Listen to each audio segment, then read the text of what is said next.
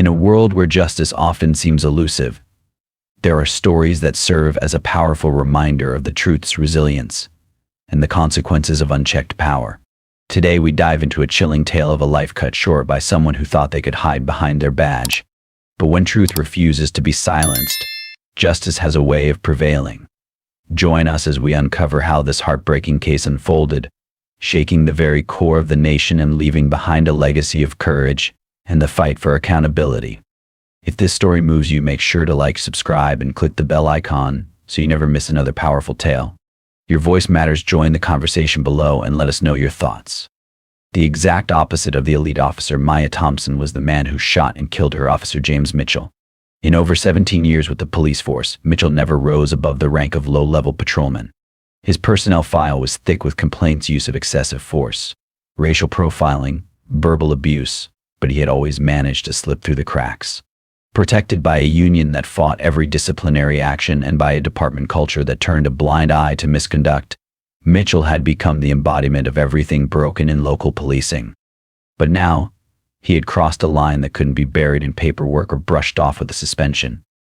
He had just murdered a decorated U.S. Army officer, and not just any officer, one directly tied to a top-secret federal operation with national security implications. The fallout would be enormous. Within hours, news of the shooting reached Washington. At first, it was just another headline in a country numb to police violence. Unarmed black woman fatally shot by police in Parker Haven. But behind the scenes, alarms were going off. When Major Thompson failed to check in through her secure channel, her handlers knew something had gone terribly wrong. It didn't take long for them to identify the victim on the sidewalk as one of their own. Suddenly, the Justice Department, the Pentagon, and several intelligence agencies were scrambling. Files were unsealed under emergency classification overrides. Within 24 hours, Parker Haven was swarming with federal agents in plainclothes, while the police department found itself under unprecedented scrutiny. Officer Mitchell, oblivious to the storm he had unleashed, was taken into protective custody after his name was leaked to the press. Protesters gathered outside his precinct. Reporters camped on the sidewalk. But they didn't know the full story. Not yet. Major Maya Thompson's death wasn't just the tragic end of a secret mission. It was the beginning of a reckoning. Because Thompson had left behind encrypted reports, hidden flash drives, and a network of trusted contacts, she had been very close to uncovering the final layer of the weapons smuggling ring. Now that she was gone, others would have to finish what she started. He had been shuffled from unit to unit over the years, largely due to his abrasive attitude and aggressive behavior laced with discriminatory language. James Mitchell always saw himself as the victim of a system that failed to recognize his worth, convinced that others, especially minorities, were unfairly favored over him. Mitchell harbored a simmering resentment for the residents of Parker Haven, the neighborhood he had been effectively exiled to patrol for the past several years. To him, they were lazy, criminal, antisocial, unworthy of respect. He routinely abused his authority to harass, intimidate, and sometimes even use unwarranted force against those he viewed as inferior or threatening, particularly Black and Latino individuals. In his mind, this was not misconduct. It was the only way to keep order in a place he believed was overrun with corruption. That sweltering afternoon, Officer Mitchell was out on patrol. The heat made him even more irritable. He may have just been chewed out by a superior over a late report or some minor infraction. Annoyed, restless, and alone under the scorching sun, he began to look for anyone to take out his frustration on. Then he saw her. A black woman, walking alone down the sidewalk in his territory. Eva Jackson. At that moment, all the prejudice and hate that had been festering inside him boiled to the surface. He pulled over, intent on causing trouble, never realizing that what he was about to do would set off a chain of events far beyond anything he could control. 2 sharp gunshots shattered the heavy summer air. James Mitchell stood motionless, gun still smoking in his hand. At his feet, Eva's body lay still on the concrete. He glanced around the deserted street, the sudden silence pressing in like a weight. A chill ran through him, despite the blazing heat. What had he just done? But the survival instincts of a man who had long abused power kicked in fast. He needed to control the narrative. He needed a story. Holstering his weapon, he grabbed the radio from his belt, forcing calm into his voice. "Central, this is Unit 415, he said evenly. "I've got a 10 to 78 officer-involved shooting. Location 5th and Elm, Parker Haven. Black female suspect. Acting suspicious. Ignored verbal commands. Reached for her bag, possible weapon. Shots fired in self-defense. Requesting immediate ambulance and backup." He repeated the familiar script, the same tired lie that officers like him had used for decades. He glanced around again, hoping no one had actually seen what happened. Maybe he could crouch down and nudge Eva's duffel bag closer to her hand, stage the scene just right. He knew how this worked. In Parker Haven, a white officer's word usually outweighed any black witness. Moments later, sirens screamed in the distance. More patrol cars and an ambulance arrived on the scene. Officers fanned out, cordoning off the area with yellow tape. Paramedics rushed in but quickly shook their heads. "She's gone," one said quietly. The preliminary investigation followed the usual formula: photographs, shell casings, a few half-hearted questions to the bystanders before they were sent on their way. Most of the officers took Mitchell's version of events at face value. After all, the victim was just another unknown resident in a troubled neighborhood. Mitchell says body cam had conveniently malfunctioned. He claimed it experienced a sudden technical failure right before the shooting, or perhaps it captured only static or the aftermath. It was unfortunately not unusual. Everything, for now, seemed to be leaning in Mitchell's favor. Another clean shooting in the line of duty. But hundreds of miles away, deep inside a top-secret command center beneath Fort Meade, Maryland, a red alert flashed across a computer screen. Colonel John Matthews, commanding officer of Operation Chimera, stared grimly at the blinking icon on the secure digital map. It was the tracker for Agent Nightingale, Major Maya Thompson's codename. She was 15 minutes late for her scheduled check-in.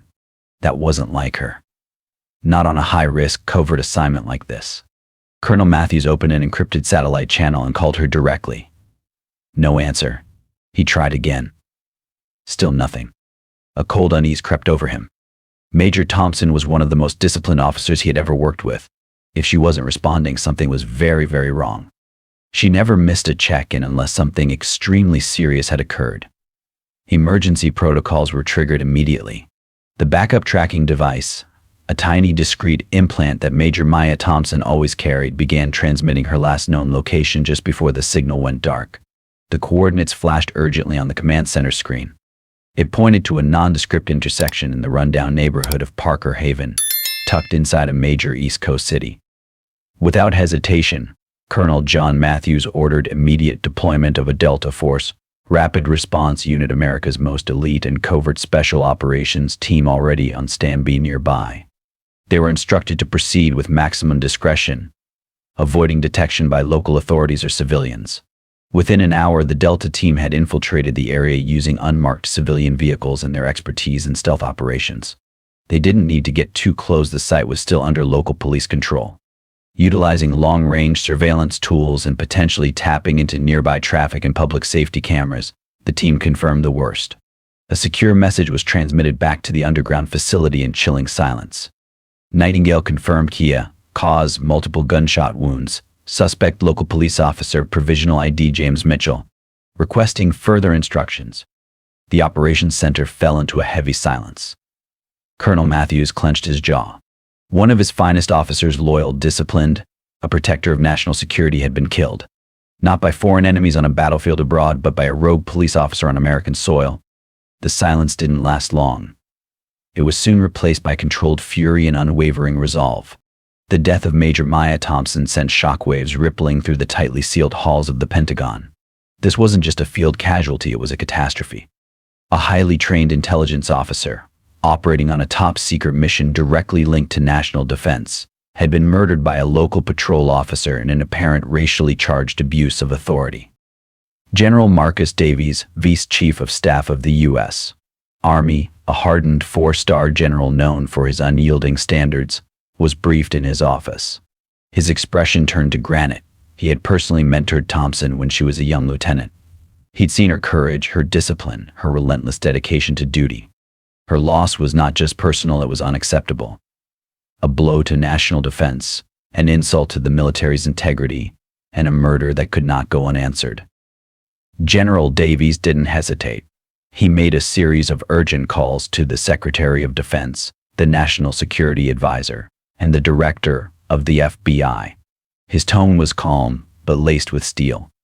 He laid out the facts clearly, underscoring Major Thompson's identity and the sensitive nature of the mission she had been carrying out. While the specifics of Operation Chimera remained classified, he revealed just enough to demonstrate the gravity of the situation. The Pentagon's stance was firm. The case must be immediately and fully transferred to federal jurisdiction, under the direct investigation of the FBI. The Department of Justice was to ensure a complete, transparent, and uncompromising inquiry, and prosecute all parties responsible to the fullest extent of the law. The unspoken message was unmistakable. There would be no cover-ups, no leniency, and no political shielding. Major Thompson's death demanded justice, real justice. The weight of the Pentagon's influence triggered a rapid federal response. The Secretary of Defense and the National Security Advisor relayed the military's demands to the Attorney General. The FBI director was instructed to give the case top priority. High-level meetings were held behind closed doors. The unprecedented nature of the incident, a military officer killed on domestic soil by a local cop, was too serious to ignore. The classified significance of Operation Chimera only compounded the urgency. Facing overwhelming pressure from one of the most powerful institutions in the country, the Department of Justice relented. The official order was issued. The FBI would assume full control of the investigation into the shooting death of Eva Jackson. To the public and even most local officials in Parker Haven, Eva's true identity remained a secret. But within hours, Chief Thompson of the Metropolitan Police Department received formal notification from the U.S. Attorney's Office. He was ordered to halt all investigations into the case. Every report, body cam file, and piece of evidence was to be turned over to federal authorities. His department was now relegated to an auxiliary role, compelled to cooperate under strict federal oversight. Chief Thompson knew exactly what that meant. The situation had escalated beyond his jurisdiction. Officer James Mitchell was no longer a local matter. Federal power, backed by the fury of the United States military, had entered the battlefield. As soon as the federal takeover was initiated, a specialized FBI task force descended on Parker Haven. The team included seasoned agents in violent crimes, civil rights violations, and elite forensic and digital specialists. They came in without biases, without assumptions about the neighborhood or the victim. To them, this was a serious homicide that demanded nothing less than truth rooted in evidence and facts. The crime scene, previously compromised by the cursory efforts of the local police, was resecured and re-examined with meticulous attention to detail. Federal forensic teams employed state-of-the-art technology, analyzing blood spatter patterns, retrieving minute bullet fragments, and precisely calculating the distance and trajectory of the shots. Ballistics analysis, combined with an independent federal autopsy, quickly uncovered fatal contradictions in James Mitchell's so-called self-defense narrative. Major Thompson's wounds told a different story. She had been shot at close range once, possibly from the front, then fatally again while she was already down or trying to turn away. These injuries completely contradicted the account of a threatening suspect with a weapon drawn. There was no mutual confrontation. There was only execution. Attention then turned to Mitchell's body camera, which he claimed was either malfunctioning or accidentally turned off. FBI experts, armed with advanced recovery tools, went to work, and they succeeded. Though the footage was choppy and degraded in places, what they salvaged was damning. The recovered audio captured Mitchell's voice, taunting, vulgar, and unmistakably racist as he confronted Eva. More disturbingly, it showed him drawing his weapon before she made any motion that could be construed as threatening. Her screams, desperate, pleading, were audible seconds before the shots rang out. That alone unraveled his entire testimony. Meanwhile, FBI agents canvassed Parker Haven thoroughly. Seeking witnesses the local police had ignored or perhaps silenced through intimidation. With the credibility and protection of federal agents, a few frightened residents found the courage to speak. An elderly woman, who lived across the street, tearfully recounted hearing Eva beg for her life before the gunfire. A teenage boy, gaming near the window, saw Mitchell draw his weapon while Eva's hands were still raised. Fragmented accounts, but together they formed a cohesive narrative, one that destroyed Mitchell's story. Then came the internal records. The FBI subpoenaed his personnel files. What they found was a blueprint of violence. Years of misconduct complaints, racially charged behavior, and warnings that had been dismissed or buried. It wasn't a single tragedy, It was the culmination of a pattern. With evidence piling up from forensic data, digital footage, eyewitness testimony, and internal records, the walls of deceit that Mitchell built came crashing down. A federal arrest warrant was issued. At dawn, while still under house arrest, James Mitchell was taken into custody. Agents handcuffed him as his stunned family and neighbors looked on. His usual swagger had vanished, replaced by raw panic. For the first time he understood, this time he would not walk away. Due to the severity of the crime and risk of tampering or flight, he was held without bail in a federal detention facility. The truth was out. The nation was watching. His case was transferred to federal court, and the prosecution was led by Julia Parker, a fierce, unyielding Asian American federal attorney known for her tenacity and integrity. She knew the weight this case carried, not just because of the brutality of the crime, but because of the intense scrutiny from the Pentagon, the DOJ, and a nation demanding justice. James Mitchell faced two of the most serious charges under federal law: deprivation of rights under color of law resulting in death, targeting law enforcement officers who willfully violate a citizen's constitutional rights. The element of intent and racial bias elevated the charge to one that carries the death penalty: use of a firearm during a federal crime of violence resulting in death, a charge that becomes even graver when the weapon is government-issued. This too is punishable by death. His trial, held in federal district court, became a lightning rod for national attention. The courtroom was packed. The media swarmed. And across the country, a single question echoed: would justice finally be served? Security was tight. The courtroom was packed: military officials, civil rights activists, reporters, and the victim's family under federal protection. Assistant U.S. Attorney Julia Parker led a focused, unrelenting prosecution. One by one, she presented airtight evidence: a detailed autopsy, forensic analysis, salvaged body cam footage, and consistent, emotional eyewitness testimony. Mitchell's disturbing history of misconduct and racism was laid bare. The climax came when Colonel John Matthews, Major Thompson's superior, took the stand. Though restricted from revealing details of Operation Chimera, he confirmed Thompson's rank, valor, and her critical role in a high-stakes national security mission. His testimony in the presence of other senior officers cast a heavy silence across the courtroom. The defense struggled. They blamed stress, claimed the neighborhood was dangerous, pointed to gaps in the body cam, and even questioned the legality of Thompson's undercover role. But none of it held up. The evidence was too strong. Mitchell's cold, unapologetic demeanor only deepened the impression of guilt. After weeks of trial, the jury deliberated. It didn't take long. The foreman stood and read the verdict aloud.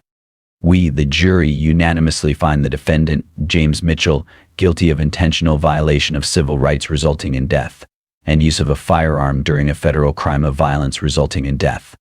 Mitchell slumped. Silence followed. In the sentencing phase, Julia Parker asked for the death penalty. She cited the brutal nature of the crime, racial motive, abuse of power, and the victim's status as a decorated officer protecting national security. She made it clear this wasn't just murder, it was a direct assault on justice and the nation's safety. The pressure was immense from the Pentagon, the public, and the moment itself. The judge delivered his ruling with a firm, solemn voice. Given the cruelty, the racial bias, the betrayal of public trust, and the victim's sacred duty, the court imposes the sentence of death. A rare punishment, especially for a police officer, was handed down. Mitchell appealed. He argued procedure, evidence, and constitutional grounds. Every court rejected him. The Supreme Court declined to hear the case. Years later, after exhausting all options, an execution date was set. One quiet morning at a federal prison in Terre Haute, Indiana, James Mitchell was executed by lethal injection. The officer who had taken Major Maya Thompson's life in cold blood met justice finally and fully. Major Maya Thompson gave her life in silent service to her country. For her bravery, she was posthumously awarded the Purple Heart and the Meritorious Service Medal. Her name is now engraved at the Defense Intelligence Agency headquarters and the Women in Military Service Memorial at Arlington. Her funeral, held at Arlington National Cemetery, was attended by top military officials, comrades, and family. Though her loss was devastating, her legacy of courage, dedication, and sacrifice lives on. Operation Chimera continued. Her teammates pushed forward, determined not to let her sacrifice be in vain. Her family received full support from the military and federal government. The case of James Mitchell sent shockwaves through the nation. It reignited fierce debate on police brutality, systemic racism, and accountability in law enforcement. The NIPT faced deep scrutiny from the Department of Justice. Sweeping reforms followed: stricter hiring, mandatory training in bias, de-escalation and use of force, and stronger internal oversight. In Parker Haven, trust in police was shattered. Restoring it took time, honesty, and hard work. Maya Thompson's death and Mitchell's sentence serve as a painful lesson, proof of the damage caused when racism and abuse of power go unchecked. They also show that, even in a flawed system, justice can prevail when the will is strong and the truth undeniable. The story of Tasha Williams and James Mitchell is a painful testament to the devastation caused by racism and abuse of power. But it is also a story of resilience and sacrifice. Justice has finally been served, but this does not mean we can rest. There are still too many issues in our system, and racial discrimination has not been eradicated. When will we truly witness a society free from the barriers of racial discrimination? The answer cannot come from just one case or one sentence. It requires continuous effort from all of us, so that every individual and community has the opportunity to be treated fairly. This change demands an ongoing struggle, and we are the ones leading the charge in this fight. Note: this story is entirely fictional and created for the purpose of raising awareness. It highlights issues of responsibility, justice, and the importance of treating everyone with respect and dignity. We firmly oppose violence, prejudice, and injustice in all forms. Viewer discretion is advised.